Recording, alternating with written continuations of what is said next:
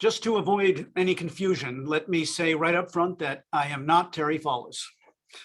I am the just slightly older twin brother, Tim, and I welcome you all to the official launch of Terry's 8th novel, Operation Angus. I'm told we have viewers from across the country and many from outside Canada as well. So we truly appreciate your participation tonight. It means the world that you're here. Before we go any further, I'd like to acknowledge the Indigenous lands that our guests and I are tuning in from this evening. We are speaking from the city of Toronto, located on the treaty lands and territory of the Mississaugas of the Credit and the traditional territory of the Anishinaabe, the Wendat, and the Haudenosaunee. And we are all grateful to work on these lands. We'd also like to honor and thank the great folks from Book City, our virtual bookseller extraordinaire tonight. Terry spent some time earlier this week to sign the entire Book City inventory of Operation Angus. Our friend Dan French from Penguin Random House will share a link to the Book City site in the Zoom chat. And we hope that if you plan to take the purchase plunge tonight, you can support them using that link. Book City has been a huge supporter of Terry and his novels from the very beginning, and we couldn't be happier that they're here with us tonight. And finally, just a few housekeeping notes on the digital phenomenon that is Zoom. You've got any questions for Terry, you can submit them through the Q&A button at the bottom of your screen. He'll be fielding some questions after his talk, so don't hesitate. There's nothing better than seeing Terry squirm and struggle with uncomfortable questions, so have at it. You can also upvote questions that you love from others, so be sure to have it open and follow along. We also want to hear from you throughout the event, so join the conversation by clicking the chat function at the bottom of your screen. So we're here to talk about Operation Angus. This is Terry's 8th novel, and it marks the return of the beloved characters from his first 2 works, The Best Laid Plans and The High Road. Most notably, narrator Daniel Addison, and of course, everyone's favorite accidental MP, Angus McClintock. I can report that I read the book in manuscript form back in the summer of 2020. And despite the fact that it's been over 11 years since we last saw Angus, it is like he never left. As you know, he is simply such a special character. And I'm sure that one chapter in, I'm sure you'll agree that it's just fantastic to have him back. If you've heard Terry speak about his journey to the published land before, then you're aware that he focuses his writing on subject matter that he knows, and that his interests, his passions, and his experiences are sprinkled throughout all of his books. He likes to say it makes for a far more credible and authentic story. Hovercrafts, chess, Hemingway, space, twins, and golf are just some of the topics that have cropped up in his previous books, frankly, because they're topics that have cropped up in his life. To be clear, he's not writing about himself in these novels. Who would want to read that? But he knows these worlds incredibly well. Having said that, Operation Angus is full of espionage, intelligence agents, and clandestine cloak and dagger meetings with foreign operatives. Terry's written a full-fledged spy novel here. Hilarious and madcap it is, but a spy novel nonetheless.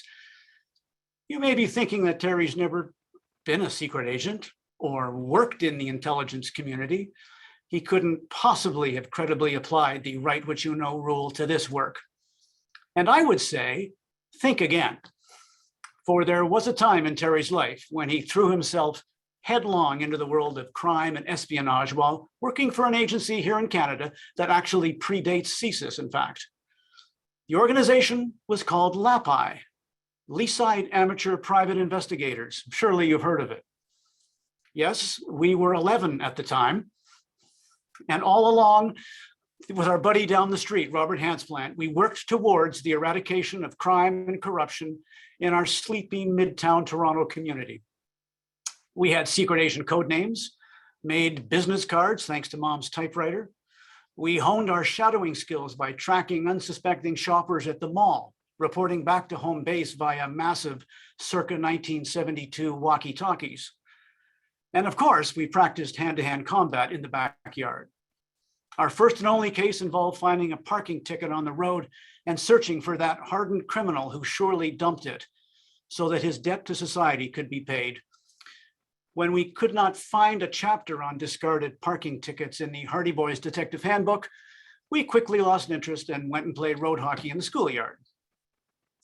So it has always been obvious to me that Terry would someday apply this formative experience in a novel about an assassination attempt on a world leader. As you can see, after 7 successful books, he's really scraping the bottom of the barrel of his lifetime experiences. But I must say, in Operation Angus, believe me, it works. It's now my honor to introduce Terry's publisher. And believe me, any publisher of Terry's immediately has my utmost respect. Jared Bland is the publisher at McClelland Stewart and vice president at Penguin Random House Canada. He is a major player in this business, and I know that he's a huge supporter of Terry. My brother is thrilled to be part of this publishing powerhouse, and even more thrilled that Jared is here with us tonight. Ladies and gentlemen, I now turn the proceedings over to Mr. Jared Bland and Terry. Thank you so much, Tim. Can you hear me okay, Tim? You're the only one who can answer this question. Oh, my video's been stopped. Oh, I've been asked to start it again. Okay, Dan, I'm here. Hi, everybody. It's so wonderful to be with you. As the one person not in Toronto, I will say that I am calling in from Unama'ki, otherwise known as Cape Breton, unceded Mi'kmaq territory, and it is an honor to be in the most beautiful place in the world here and in the most beautiful virtual place in the world here tonight with you, Terry. I'm so thrilled to be doing this with you, so thank you for having me.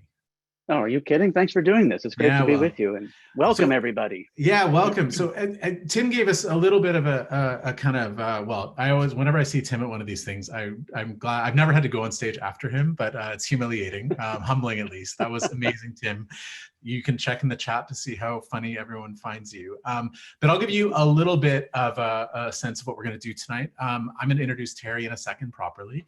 And then he's going to read a little bit from this brilliant new novel. We're going to chat a little bit about it, and then we'll take questions from you.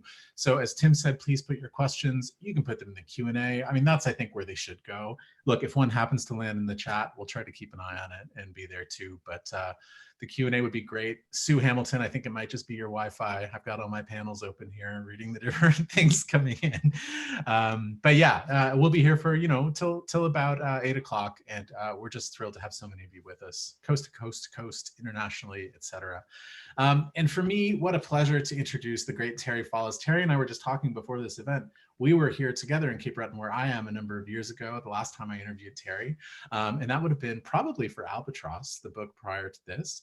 But, as Tim mentioned, this is Terry's 8th novel. You don't need me to rattle them all off, but I can't help myself. The author of 7 nationally best-selling, and probably as of next week, 8 nationally best-selling novels: The Best Laid Plans, The High Road, Up and Down, Poles Apart, No Relation, One Brother Shy, Albatross, may have forgotten one in there.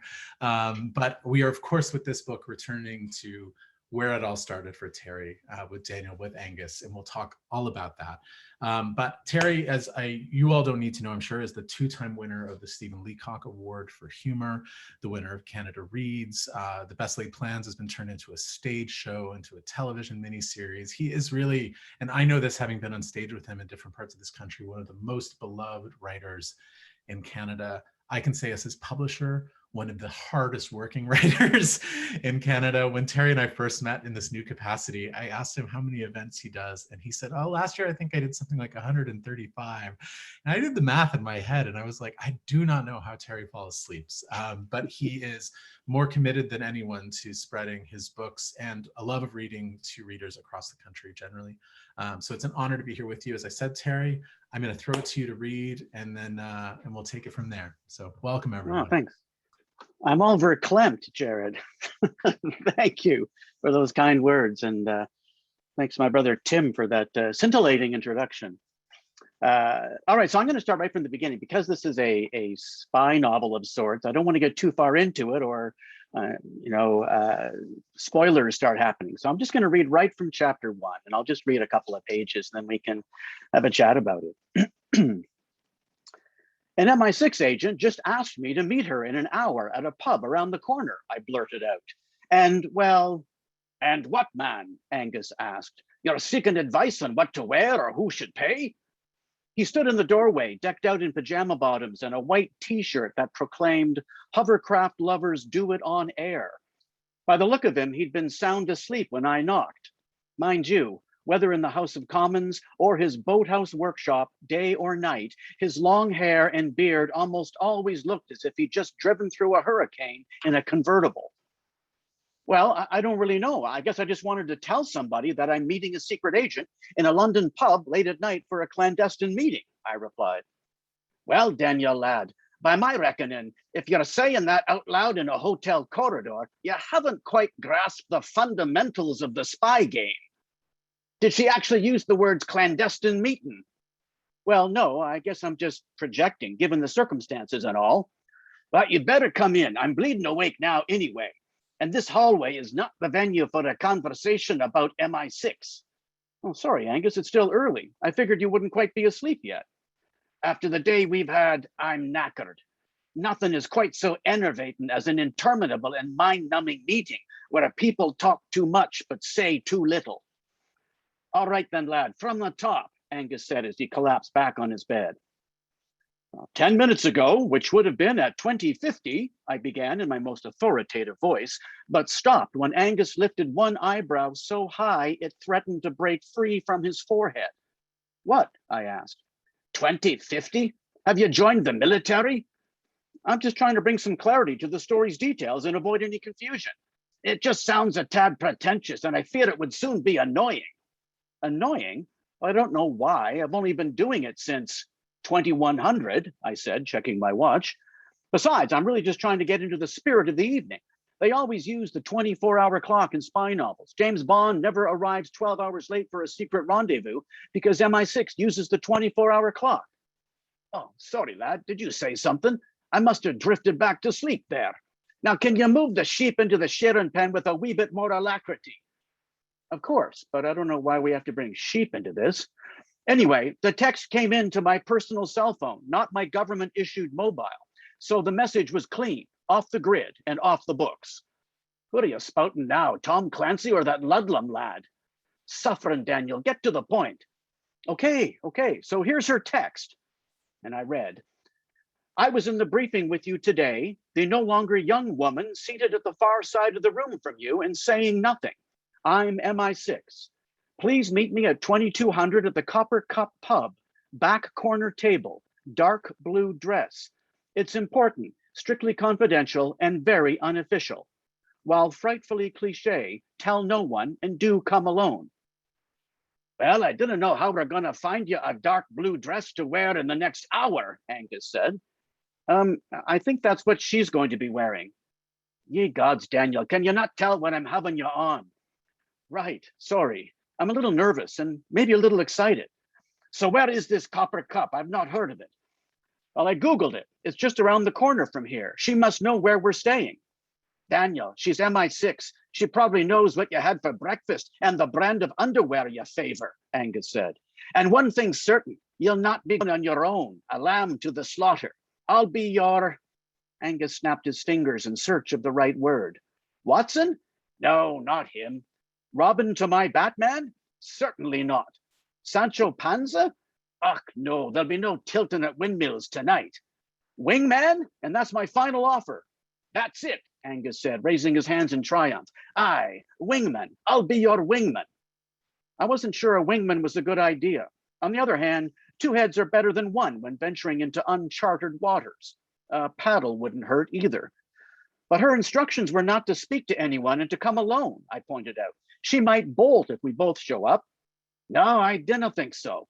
Not if I arrive after you've already sat down. Besides, a few fingers of single malt would aid a smooth return to the horizontal when we get back here. I replied to her text, agreeing to meet her. Then Angus and I cooked up a plan, or at least the pale imitation of something that approached the impression of a hazy semblance of a plan. And why don't I stop there before we get into the fireworks? Oh no, it's just about to get even funnier. Right? Well, you can all, yeah, indeed. Somebody just said they should have brought some Lagavulin, and I told Terry this morning that I would pour myself a scotch before we started, but I forgot. I can't leave you all dangling in Zoomland. It's a wonderful way to open the book, Terry, because I think it does a couple of different things. It plunges you back into this incredibly familiar to your many readers dynamic between the two of them, but it also really hints at something kind of new there. Do you want to say a little bit about the new book and kind of how you would characterize it? And then I want to rewind the tape and go back a little bit. Sure.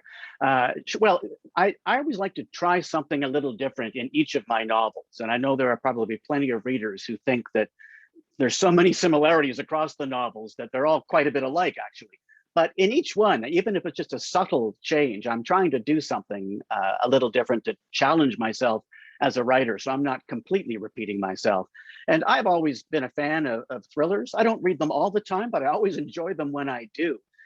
It may stem back to my love of Sherlock Holmes, and I read all the John Buchan novels when I was a younger man, and Ludlum and Daniel Silva more latterly. And I just thought, I wonder if I could write a thriller that was also a comic novel, because the stakes are always so high in thrillers. There's bloodshed, the end of the world, and it's not quite that high in this novel. But I just wanted to see whether you could actually harness humor to a thriller and see if it could work. So that was the challenge I set for myself. And I didn't really want to write just another purely political satire like the High Road and the Best Laid Plan. So it's still set in Ottawa, still plenty of politics, but there's this overflowing spy story that anchors the whole narrative. Yeah, and in fact, as you just read in the opening, it starts in London. And I feel like it's this great kind of reminder to the reader, like, okay, time's passed, we're doing a different thing now. But as I said a minute ago, like there's still that familiar relationship between Daniel and Angus that I think is really really wonderful. I want to ask you about returning to those characters, and I have a lot of other questions for you, but just so we're kind of all on the same page, I thought maybe it would be, and since you're returning as a writer to where it all began for you, it might be nice to kind of go backwards in time and tell us a little bit of the story of the beginning of your career as a novelist, one of your many careers, but of this particular remarkable career as a novelist, and how these characters were so central to it. But stop me in 20 minutes if I'm still talking. Oh, that's good, because then my work is done. Perfect. Well, I decided when I was 45 when I wrote my first novel. It was back in 2005 when I decided to try and write a novel. And I just thought I should write about something that I know about and that I could write about with some authority and conviction and perhaps authenticity. So to me, I was pretty frustrated with the state of politics in this country. It's how I earned my living in the early part of my career, working on Parliament Hill and at Queen's Park for cabinet ministers, on political staff. And I left that experience. I mean, it was wonderful, but I was jaded and jaundiced when I left, and I was not happy with how we practice politics. So rather than writing a rage-filled nonfiction polemic on my views on the state of politics that nobody would have published and nobody would have certainly read, I thought I would sort of cloak my ideas in a funny story and put my thoughts in the minds and mouths of some characters you might come to like. So Angus, for me, embodies some of those solutions, I think, to the problems we have in politics. And I kind of wanted to illuminate a different path we might take in politics. But of course, as a publisher, Jared, you would know this back then, that when someone writes a political satire set in Canada, let's just say publishers weren't exactly beating a path to my door for it. And I could not even generate an automated rejection letter after my diligent outreach to the publishing establishment. And so I self-published the novel. And what really changed my life, not to prolong the story, because I can prolong it, I sent the only 10 copies I had into the Leacock Committee for the Leacock Medal for Humor. They're one of the only literary awards of any note that will accept self-published novels, clearly an oversight on their part. And to make a long story even shorter, miraculously, that self-published novel won the Leacock Medal. Within a week, I'd signed with a literary agent. Within a week after that, and that's Beverly Slopin, my wonderful agent. A week after that, we signed with McClelland Stewart, and where I've been ever since. So it was not a traditional path to the published world, but one for which I'm eternally grateful. Well, and I tell it all the time as a story. You know, I did an event last week at a writers' festival in Prince Edward Island, and people were asking me, like, do self-published books ever get picked up by bigger publishers? And I was like, well, let me tell you this incredible story of this book. And I said, next week we're publishing his 8th novel. So it's an immense source of pride for all of us that you have this long storied history with these characters and with McClelland Stewart. So we are honored by your trust in us. You wrote 2 novels with these fellows and many other wonderful characters, some of whom, not quite all of whom, return in this book. And then you went and wrote a lot of different novels in the in-between. What is it that brought you back to these beyond? I know I know people ask you all the time to write about Angus and Daniel in particular, but what was it in the audience's interest in them, and what was it in yourself that brought you back to this place? Well, you've touched on the big factor for me, and that was, how often Angus's name is still raised when I'm out promoting novels that don't have Angus in them. And some intrepid soul counted all the events on my website and emailed me and said, you've done over 1,000 book talks since 2008 when the Best Laid Plans came out. And I can tell you without a shadow of exaggeration that at every one of those talks, during the Q&A, regardless of what novel I'm talking about, someone will say, I really like this new novel you've written, it was great, but nothing will ever beat the Best Laid Plans and Angus. When is Angus coming back? And it's not always what a writer likes to hear, is that they peaked on their first novel and have been on a slow and steady decline ever since. But really, for me, I'm so grateful that character seems to have struck a chord and connected with Canadians in a way that it has prompted so much affection and so many calls for his return. So I just finally decided, why fight it? Why not just give them another novel and see how it goes? So I had no plans to return to Angus, but then I decided we would. Yeah, I mean, we published a novel a couple of years ago that was another kind of sequel to a very successful Canadian novel, Margaret Atwood's The Testaments. And her answer, which I've asked her and seen her give, is very similar. Like, people always ask and they want to know. And, I think it's an interesting thing that when you create iconic characters, as you have in these people, they belong as much to your readers as they do to you at that point. So people can beat down your door. And I also admire the way you've managed to write the one book you could write that will stop people from asking you in the Q&A in your 1,001 events when you'll be returning to Angus. Although I bet you'll get a few more people asking what's next to come. So that's amazing. Thinking about that espionage angle, Terry, like, I was thinking of what made those books so special, the first 2 novels. And I think so much of it, for those of you who don't know the Best Laid Plans, the basic story is that Angus is kind of run in this election and absolutely should not win and doesn't campaign, if I recall correctly. And, it's sort of, he ends up winning. And so it's a real fish out of water story. It's this windswept Scotsman put into Parliament Hill. And I was just thinking, I was reflecting today about how ingenious this espionage angle is, because it allows you to repeat that structure in a really different way. So he's once again a fish out of water. You talked a little bit about what the espionage angle and the sort of spy story appealed to you as a writer, but I would love to hear you reflect on what you think it does for these characters and what you're able to do with them as a writer in that structure. Well, you've hit the nail on the head. I had to figure out how to capture that fish out of water angle again. And Angus is now, and Daniel, of course, is very experienced in Parliament Hill, and Angus is now got a year or so under his belt on Parliament Hill. So I didn't really want it to be about Parliament Hill and politics. And I just thought, what other mess can I drop them into that would allow us to challenge their faculties and their abilities and their ingenuity and their courage in some cases, and their strategic thinking. And I cooked up this idea of a spy story. So we get to learn a bit more about Angus. He and Daniel confront some things that they've never confronted before.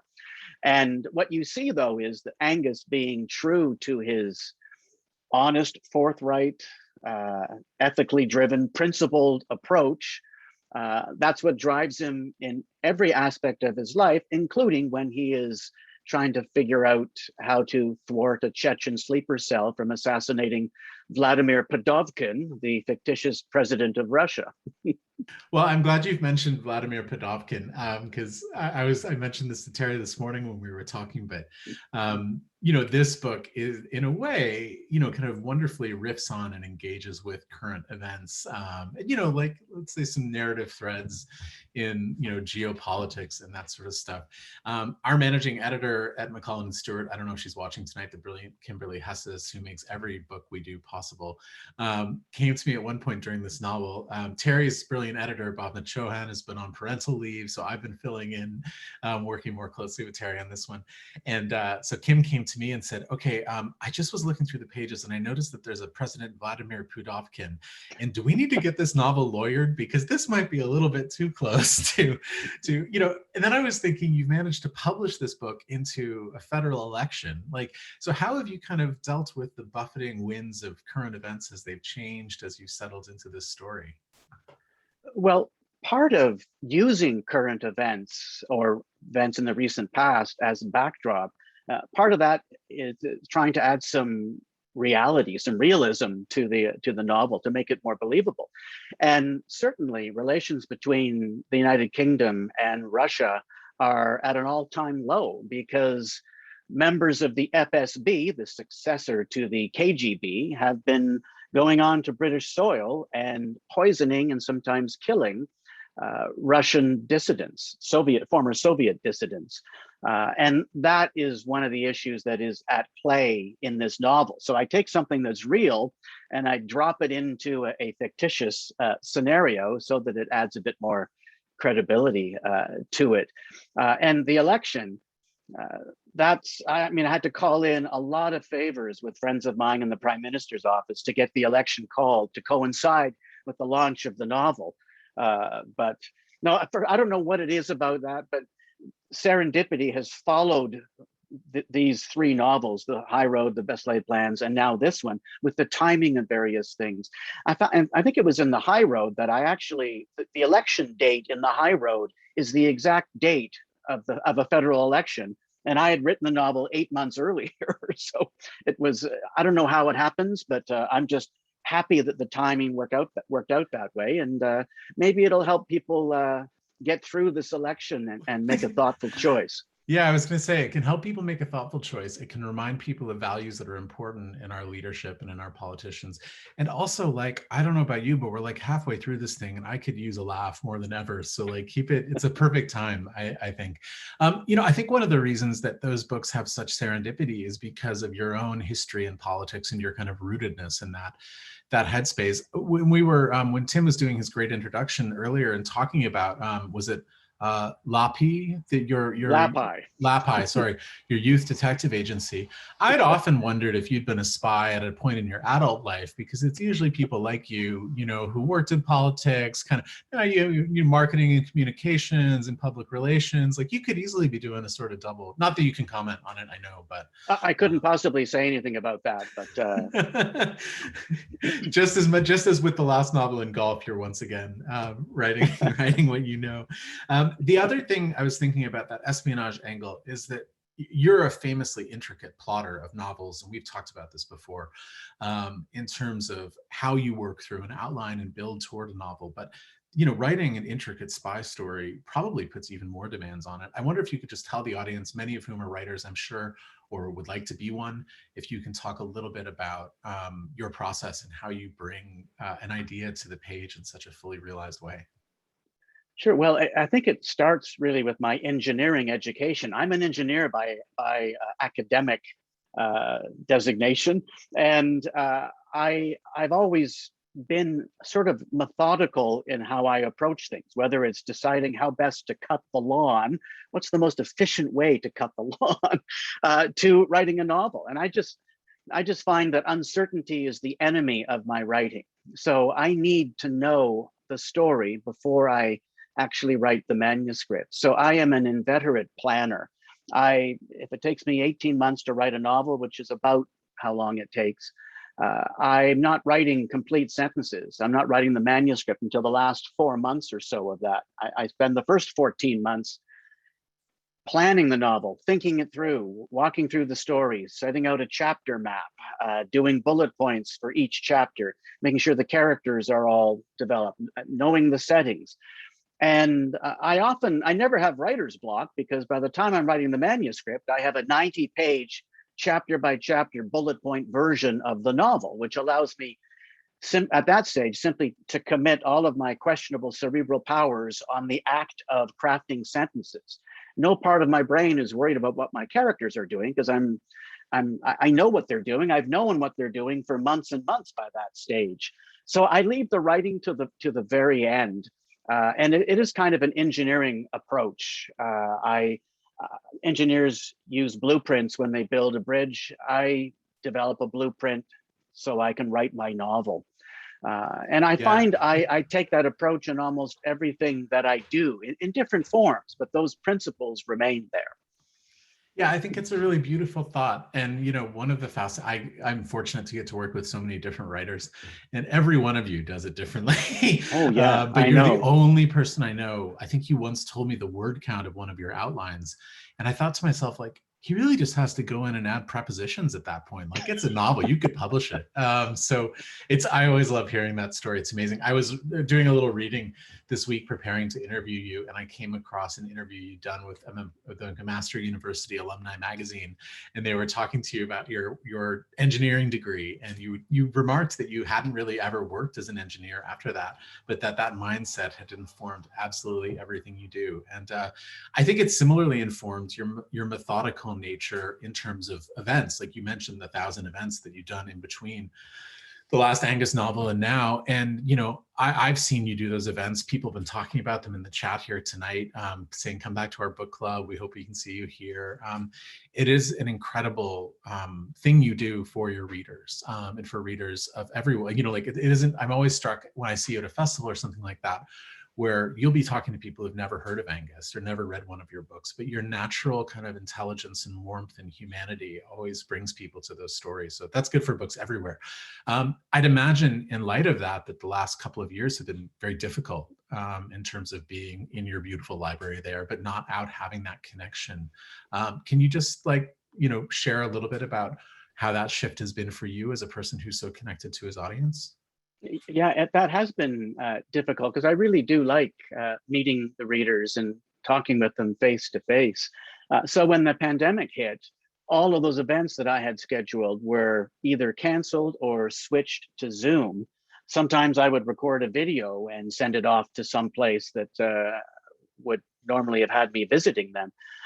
So it's been quite different. But on the positive side, it did give me more time, more concentrated time to sit in this room and writing this novel in a slightly different way, where I had more and longer spans of time to work on it. And that was interesting, because I've never had that experience before, because I still work 4 days a week, so I can afford to be a Canadian novelist on the 5th day.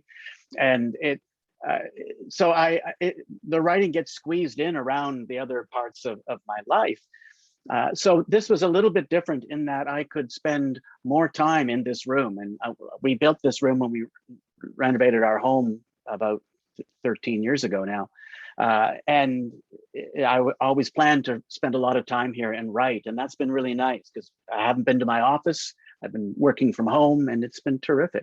So I do miss the events, and I look forward to the time when we have wrestled this 4th wave to the ground and can get back out there and meet people.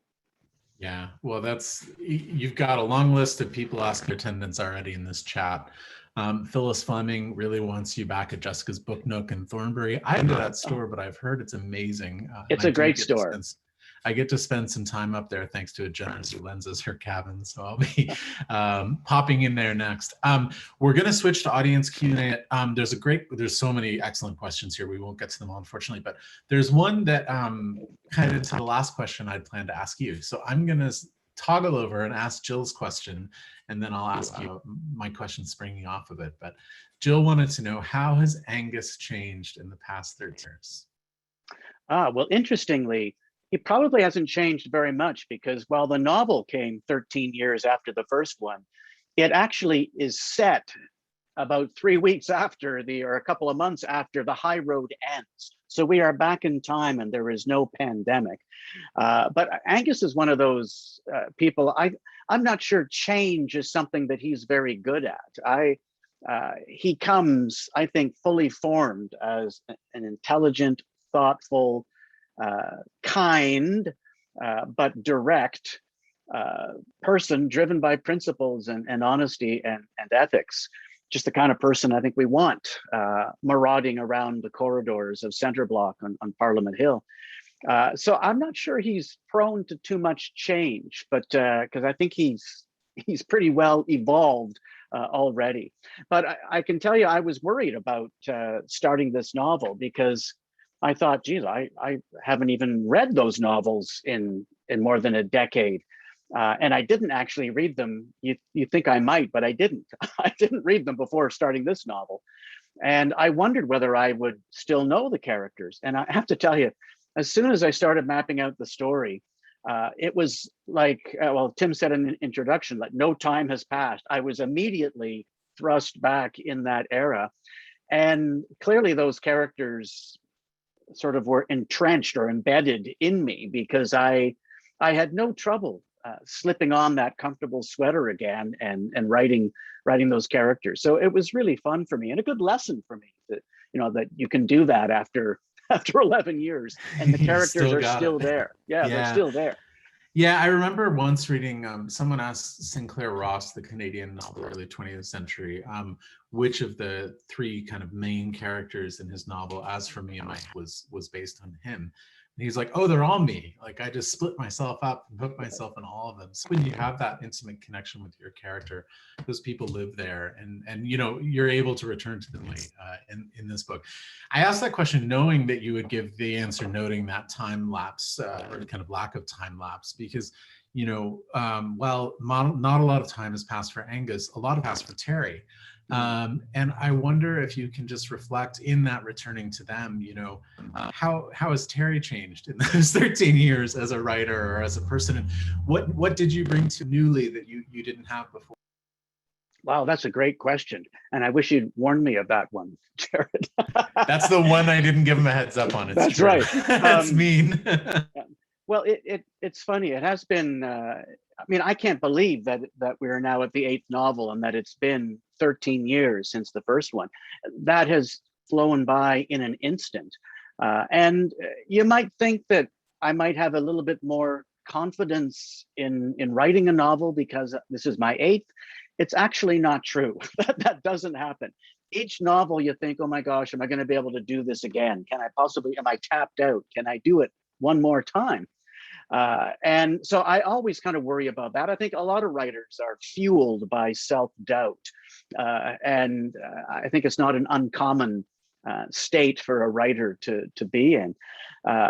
So I think I'm a little more mature, a little older, obviously a little older. So I'm hoping that I bring a little bit more of a mature perspective to some of the situations in the novels, but I'm really just making that up on the spot as I say that. So I don't really know. I don't feel any different than I did back then. You don't look any different either, for what it's worth. I think you got great lighting in that room. Yes, well, and nobody has noted that we're still using the author photo from 2015. So we may be for a while. No one's noted it because nothing's changed. We have so many good questions. I'm going to breeze through them. So we'll go into like lightning-ish round, and you can end succinctly just so we can get to more people. I love this point though. Stewart notes that you've introduced 2 strong new characters, Vivian and Marion, in this book. Am I wrong, or is this a constant feature of Terry Fallis novels? Yeah, older women almost always feature in my novels, and it's a decision I made with the very first novel, because I have observed over the years and in my reading of Canadian literature that I think older women are often neglected, and they haven't taken their rightful place, I don't think, in the pages of Canadian novels. So I'm always looking for ways to put another older woman in the story, and it's important to me to do that. And I hope you enjoy the new characters. I had fun with them. Muriel is still in the novel, and she plays her usual leadership role in it. But yeah, older women, that is sort of a feature of my. They aren't there gratuitously. Just, oh, I've got to put an older woman in this. I want them to play important roles and to demonstrate their abilities, because they're so often overlooked in well, all aspects of the arts community, I think. Yeah, all aspects of society. Yeah, and Yes. there's in your novels a source of wisdom and compassion, and I love it as a reader. People are really excited about it in the chat, I will tell you. Angela notes that Terry is a genuinely lovely. Agreed.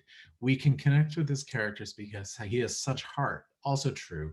And then she says, is possibility Terry and Margaret Atwood might do an event like this together. And have you ever done one with Margaret, Terry? You should say that. I have done an event with Margaret Atwood. I was sitting at my desk one day. I'll try to make this a short story, and my phone rang, and I picked up the phone, and Margaret Atwood was on the end of the phone, and she has her Pelee Island Bird Observatory organization that she does a lot of work for. And I think Miriam Taves had just had something come up and was unable to be the speaker at their event. And she asked me to be the speaker at their next fundraiser in Windsor at the casino there. And I said yes immediately, before even looking at my schedule or knowing where I was going to be. And I went down and we had a wonderful time together. And I have a photograph of us. I'm signing my books at this part of the table, and she's sitting next to me signing her books. And I think, if nothing ever happens for the rest of my writing life, I feel like I have made it, because we had a wonderful time. She has such an acerbic sense of humor. We had a lot of fun. We had a lot of fun together, and I won't forget that.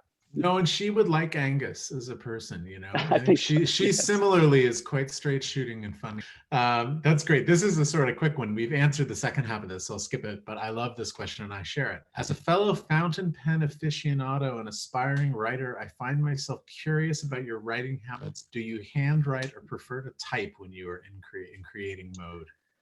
That's a really good question. I've just within reach. I have two fountain pens, two Mont Blancs right here, but I have another beautiful Mont Blancs.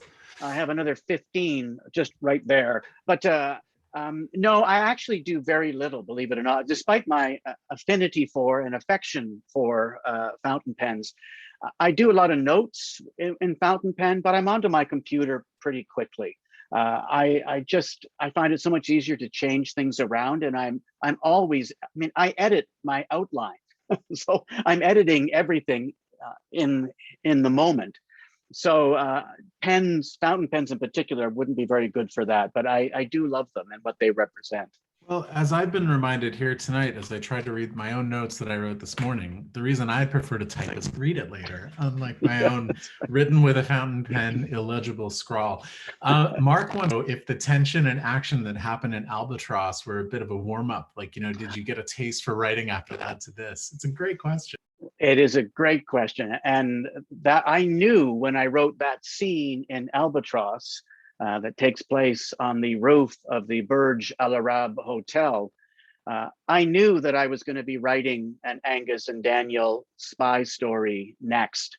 And it was, in a way, a warm-up. I was trying to cut my teeth and learn a little bit about writing action and suspenseful scenes, even though it represents a very small portion of that novel. So yeah, Mark, that was a very good question and good pickup. Yeah, I had a similar echo when I was reading this. We're going to close with a couple of questions about Terry and Tim because I can't resist them. But James would like to any chance we'll see a CBC series or another adaptation of their further adventure.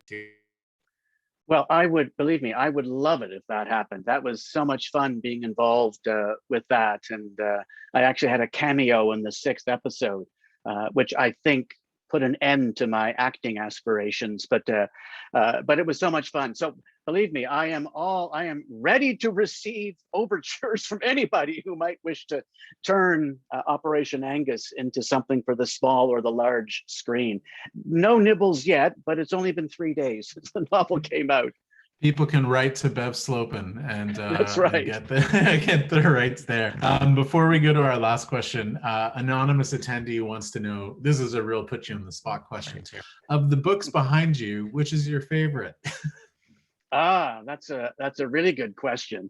Well, there are so many, and this is only about a quarter of the shelves in here, so it's tough to say, but let me just pull this one off the shelf. This is Barbara Tuchman's March of Folly, which is a really wonderful book about how governments, despite having all the evidence to make the right decision, somehow make the wrong decision. It's a really good read and so well written. So. Oh, that's great. It's phenomenal. Okay, Tim, you're welcome to turn your camera on to argue about this if you'd like. We got 2 Tim and Terry questions.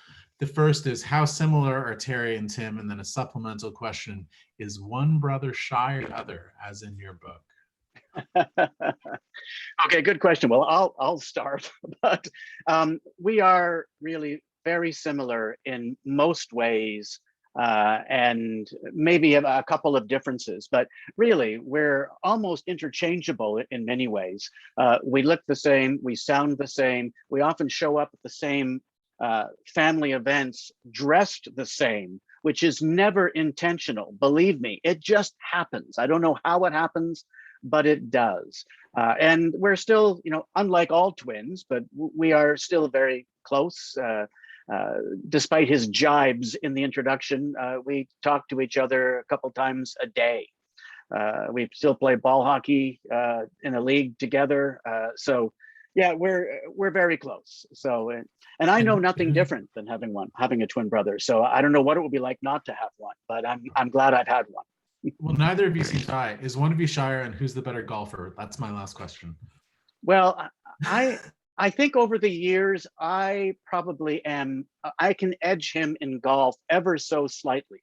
I mean, we did track our scores for years, and they're up in the 600s so long, or 6,000, and there were only like a handful of strokes separating us after dozens and dozens and dozens of rounds. So we're very close.